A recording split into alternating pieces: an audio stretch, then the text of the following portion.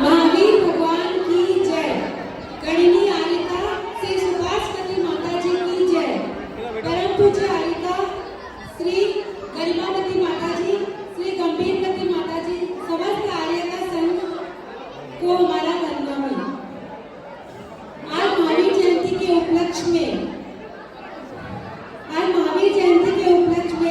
आज इस सांस्कृतिक कार्यक्रम का आयोजन किया जा रहा है, जिसमें हम महावीर भगवान के सिद्धांतों को समझने का प्रयास करेंगे। महावीर भगवान के प्रमुख सिद्धांत अहिंसा, अपरिग्रह और एकांतवाद। महावीर भगवान के सिद्धांत अहिंसा और अपरिग्रह को हम सभी जानते हैं। आज हम एक लघु नाटिका के द्वारा एकांतवाद को समझने का प्रयास करेंगे।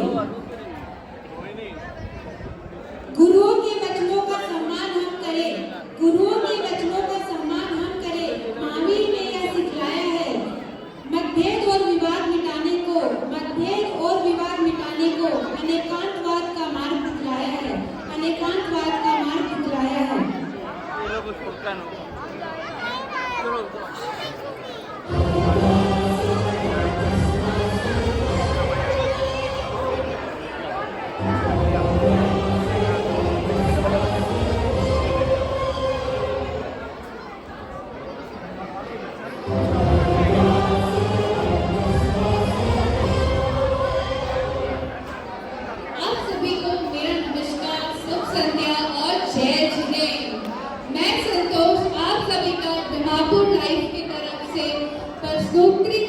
कार्यक्रम बुद्धिमान कौन में आपका बहुत बहुत स्वागत करती हूँ।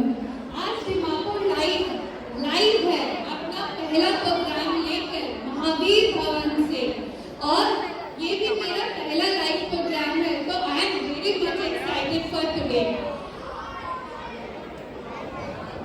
और भवन भी पूरा फुल है, देख के बहुत ही अच्छा लग रहा है।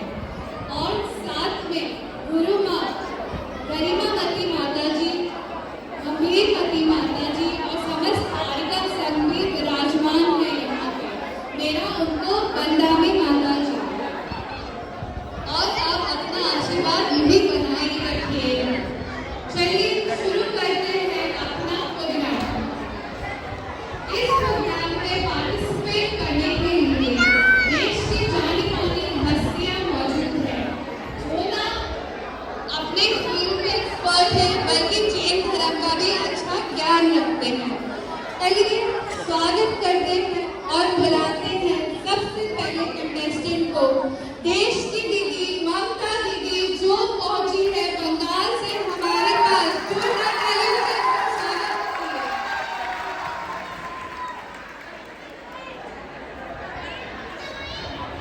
और ममता दीदी, आप दीदी हेलो।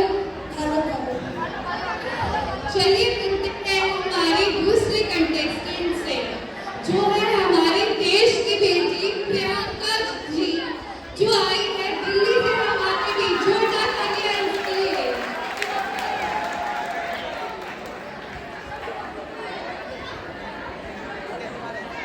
और प्रियंका जी कैसे हैं आप?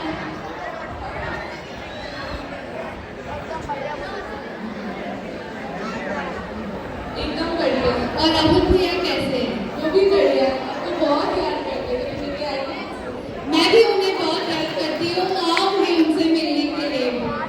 और हमारी तीसरी और आखिरी कंटेस्टेंट है हमारे देश की फेवरेट बहू स्मृति जी, जो आई है अमेठी से हमारे बीच।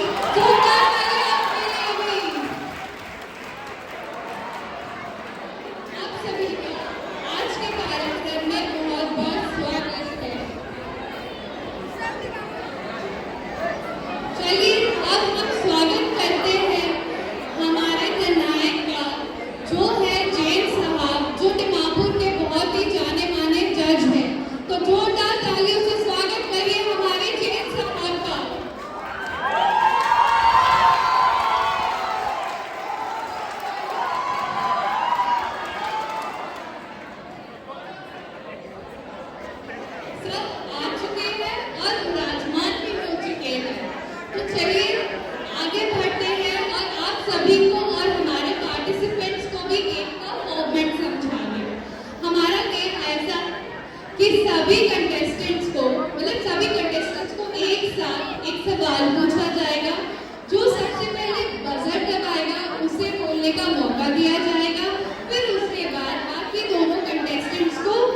बोलने का मौका दिया जाएगा और जिसका आंसर हमारे आंसर के साथ मैच होगा वही मान्य होगा।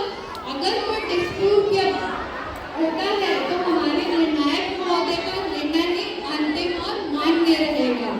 तो चलिए शुरू करते हैं और पता लगाते हैं बुद्धिमान कौन। आज का पहला सवाल,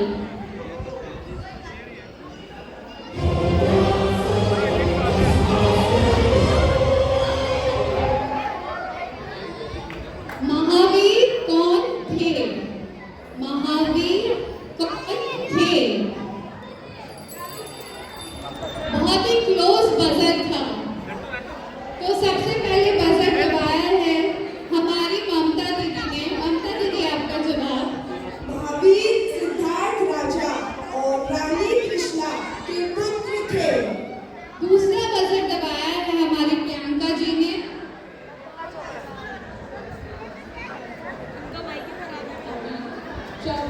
तीर्थंकर थे। प्रियंका जी अब अपना जवाब फिर से रिपीट कर दीजिए। महावीर 24वें तीर्थंकर थे। लास्ट में बजर दबाया हमारी स्मृति बहू ने। आपका जवाब। महावीर अरिहंत थे। इस सवाल का सही जवाब है महावीर 24वें तीर्थंकर थे और उसका करेक्ट आंसर दिया है प्रियंका जी ने। जोरदार तालियां इनके लिए। वो कैसे? जवाब तो मेरा सही है। आपने पूछा महावीर कौन थे, ये नहीं कि भगवान महावीर कौन थे, इसलिए जवाब तो मेरा सही है। आप गलत हो। बैठ जाइए। जी नहीं, मेरा ही जवाब सही है। महावीर अपने पर्याय में अरिहंत परमेष्ठी के पद पर थे, इसीलिए हम उन्हें पूछते हैं और इसीलिए यही सही जवाब है। आप दोनों गलत हो। नहीं, मैं गलत हो, मैं सही हूँ, आप गलत हो। ऑर्डर ऑर्डर, शांत हो जाए। आपके जवाब लिख लिए गए हैं और उसका निर्णय अंत में किया जाएगा। कृपया करके अगला सवाल पूछा जाए।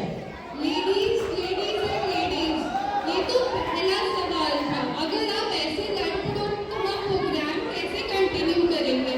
प्लीज आप शांत हो जाइए और हम चलते हैं अपने दूसरे सवाल की तरफ। तो हमारा आज का दूसरा सवाल है, ध्यान से सुनिएगा। हमारा आज का दूसरा सवाल,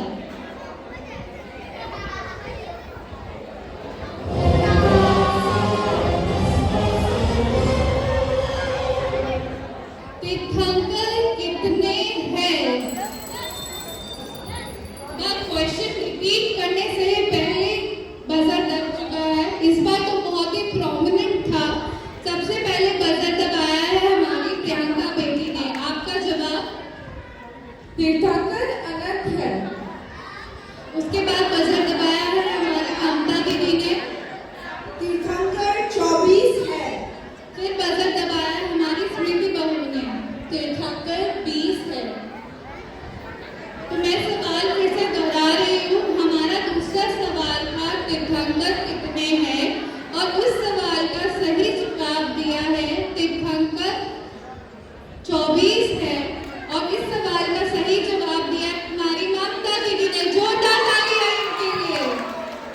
रुकिए, कैसे सही है इनका जवाब? अनादिकाल से आज तक अनंत तीर्थंकर हो चुके हैं, इसीलिए मेरा जवाब ही सही है। वो कैसे? सवाल वर्तमान काल में पूछा गया है और वर्तमान काल में केवल 20 तीर्थंकर विद्यमान है विदेश क्षेत्र में। ये सभी जानते हैं और यही सही जवाब है। आप दोनों गलत हो। नहीं, आप गलत हो। मैं सही हूँ, आप गलत हो। ऑर्डर ऑर्डर, आप सब शांत हो जाए। मैंने कहा ना, इस प्रश्नोत्तरी का निर्णय अंत में किया जाएगा। एक ही बात बार बार दोहराना पड़ रहा है। कृपया करके अगला सवाल पूछा जाए। सही कहा जज साहब ने कि एक बात को बार-बार दोहराना पड़ रहा है। इनका तो कुछ नहीं हो सकता।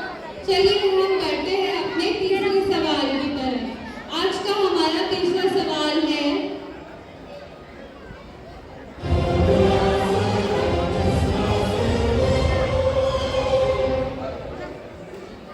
अयोध्या की क्या विशेषता है? अयोध्या की क्या विशेषता है? इस बार भी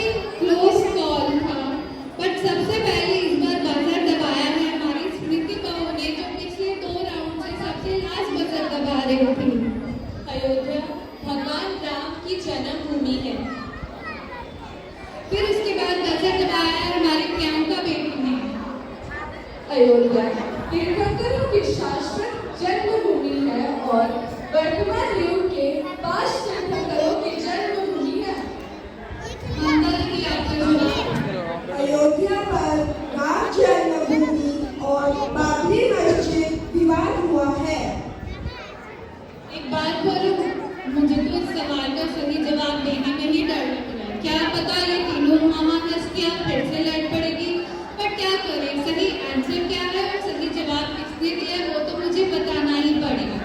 तो इस सवाल का सही जवाब कि अयोध्या की क्या विशेषता है, इसका आंसर है कि यहाँ पे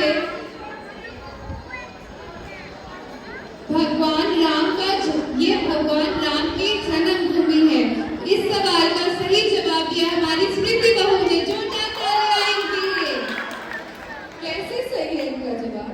तीर्थंकर सबसे उच्च है, उनकी जन्मभूमि होना ही एक विशेष बात है, इसीलिए मेरा जवाब ही सही है। ये तू जो उनको ना, ये क्या बात हुई? अयोध्या में पूरी दुनिया जानती है, इसलिए ही क्योंकि वहाँ बाबरी मस्जिद विवाद हुआ है। आप प्रैक्टिकल बात करिए। ये सही है कि अयोध्या में राम और तीर्थंकरों का जन्म हुआ था, पर मंदिर मस्जिद विवाद को तो सभी ने देखा है और जो सब जानते हैं वही सही है। इसलिए मैं सही हूँ, आप गलत हो। नहीं, देखने ना देखने से क्या होता है, जो सत्य है वह है, उसे प्रूफ की जरूरत नहीं। नहीं, आप दोनों गलत हो। छोड़िए, ये प्रतियोगिता ही गलत है। निर्णय करने वाले, प्रश्न पूछने वाले यहाँ सब गलत है, केवल मैं ही सही हूँ। ऐसे कैसे सब ऑर्डर, साइलेंस प्लीज। आप तीनों अपनी अपनी जगह सही हैं। सब कैसे सही हो सकते हैं? मैं सही हूँ। सही केवल एक ही हो सकता है, वो मैं हूँ। जी नहीं, ये दोनों गलत है, केवल मैं ही सही हूँ। अरे रुक जाइए, कहाँ जा रहे? शो तो खत्म ही नहीं हुआ। रुक जाइए, रुक जाइए। हे भगवान, ठाकी माया थे जानो, इन तीनों लुगाइयों से तो मैं तंग आ गया। कब से इन तीनों को कह रहा हूँ कि तीनों अपनी अपनी जगह सही है, पर कोई मानने को तैयार ही नहीं है। समझाने का मौका भी नहीं दिया और चल दिए। दूसरों की बात ना समझने का परिणाम यही होता है। खैर, मेरा तो सर फट रहा है और मैं आपसे विदा लेता हूँ। जय श्री आप भूलिए, यहाँ तो वर्ल्ड वॉर 3 शुरू होते होते रह गया। कब प्रश्नोत्तरी का कार्यक्रम वाद विवाद में बदल गया, समझ में नहीं आया। उम्मीद है इन धमाकों से आपका कुछ तो मनोरंजन हुआ होगा। चलिए, मैं भी चलती हूँ। जय जिनेन्द्र।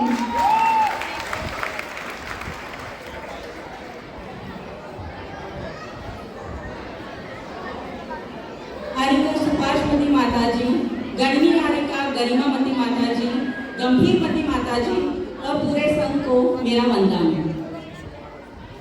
जब कहोगे हूँ मैं ही सही, तो निश्चित है होगा विवाद वही।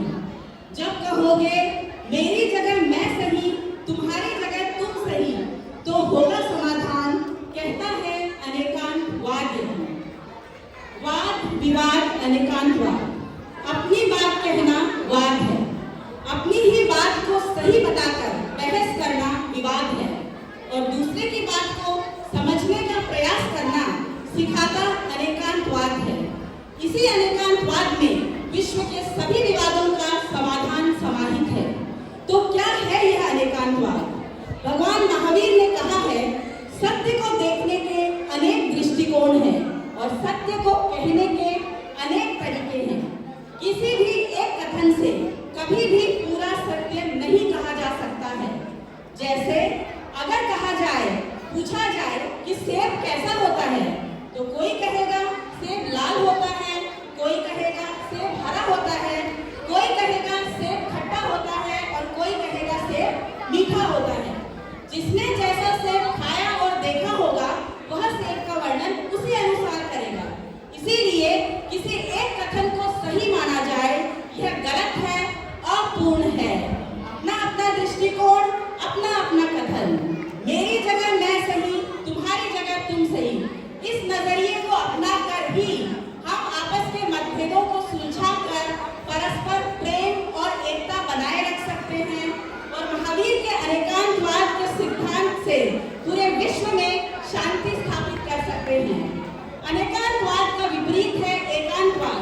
जिसका अर्थ है केवल अपनी ही बात को सही मानना और दूसरे की बात को गलत। इसी अनेकांतवाद से कट्टरता जन्म लेती है और पंथवाद पनपता है।